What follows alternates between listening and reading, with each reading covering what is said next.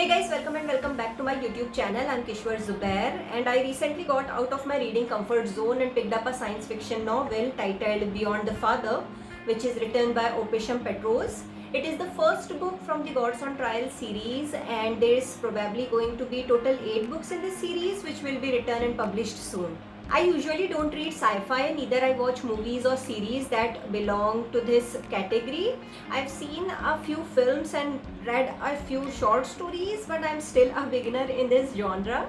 This was my first proper science fiction novel and I'm going to tell you all about it. I'm going to discuss all the good and bad aspects of this book in this video without giving away any major spoilers. So let's start the review. The novel is set on a small fictional celestial planet named Zyber, which is located within the Vogt solar system.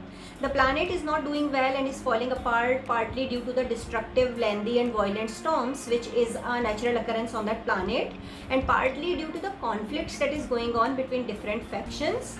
The planet is divided into different sections and regions and there is clash and chaos brewing within each region. These hybrids have learned the art of transferring their consciousness to a fully prosthetic body and be able to live forever. So they basically turn themselves into machines or robots and are known as mollards. Then there are non-mollards. They are natural human-like species that are found on that planet and they have a mortal life.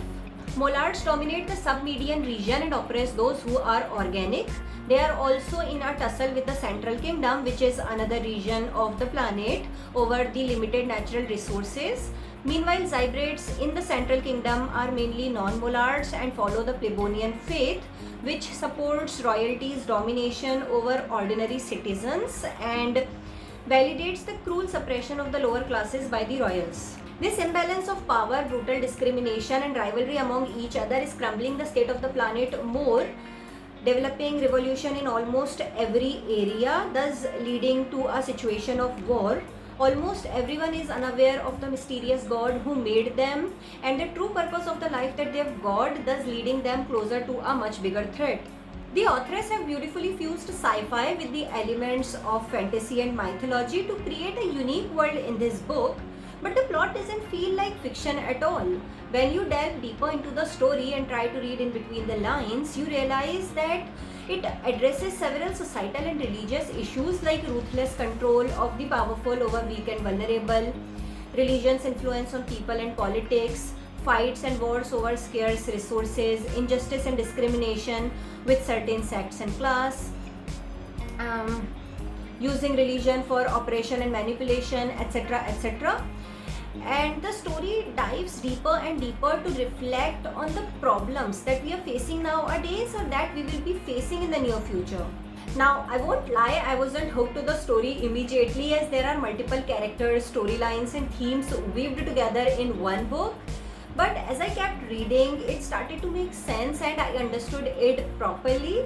And just when I thought I know where the story is going, I was introduced to an unexpected surprise. And these twists and turns kept me interested and captivated. But the non-linear narration of the novel required readers' full attention as there are numerous subplots and characters. It was confusing at times and difficult to remember everything that's going on. Also, certain chapters were about military strategies and war preps and I found them pretty boring. And if I talk about the characters, like I said earlier, there are many. The book has multiple POVs. Someone new gets introduced in almost every chapter and they take you to different places and situations that they are in, and that's how this world slowly gets developed all around you as the story progresses. A few characters who appeared consistently in this book and probably will be continuing in the next installments as well are: number 1, King Theo and Queen Eveline, who rule the Central Kingdom. Both of them have fair share of misdeeds, guilts and secrets that will have consequences. Number 2, their 18-year-old son Englid, who on his personal vision quest get lost in the uncharted territory of the Siberian mountain range, also known as Area X. There he befriends a mysterious creature called Raptor and they both will probably have an adventurous journey. Number 3, Englid had a sister Anya who had been secretly working for the freedom of laborers when she was alive and her actions are being continued by her companions. Number 4 is Officer Lyra, who is an enhanced mollard with emotional stimulation software installed in her body, making her humane. 5th is Thai, another mollard but without an emotional stimulation software, which has made him a killing machine. But there is still hope for him and others like him, as he still gets flashbacks of his past. Then there is Ivan, Theo's father, who knows some secrets and is hiding it from everyone and no one knows why. Then there is Eurys, also known as the Fallen King, who was accused and imprisoned for engaging in the unclean sciences as he was trying to pursue eternity, which is against Plebonian faith and royal law. There is Timons, a non-mollard, and his entire family, and they are also up to some things. There is an Ascute, Queen Eveline's brother and an open opponent of the Plebonian Church, who only believed in the power of mind and science. And on number 10th, there is God's companion, who decided to be born as the heretic as his life's first quest, and be born as a daughter to an Ascute, and named herself Nadia.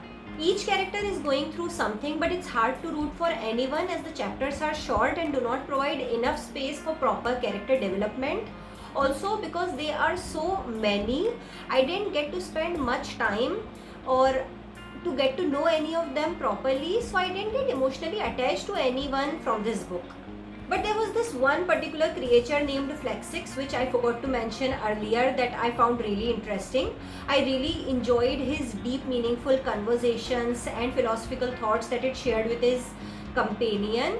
But other than that, all the other characters were just slightly mentioned. Maybe we'll learn more about them in the future installments. Beyond the Father is a rich and complex novel which ends on a cliffhanger with lots of unanswered questions and unsolved mysteries. You'll definitely crave to read and learn more about this world. Despite being a short and easy read, its intricate world building, complex themes, and multiple narrations may not be suited for beginners or for readers who prefer light books. But if you enjoy these elements or this genre, you should definitely check it out. Overall, I found this book to be entertaining and riveting, and I wish the authoress all the very best for her future endeavors. And that's all I had to say about this book. It got a lot more than I told. You should read it by yourself and decide by yourself. And I hope you found this video helpful. If you did, please consider subscribing, and I'll see you next time. Till then, take care of yourself. Goodbye.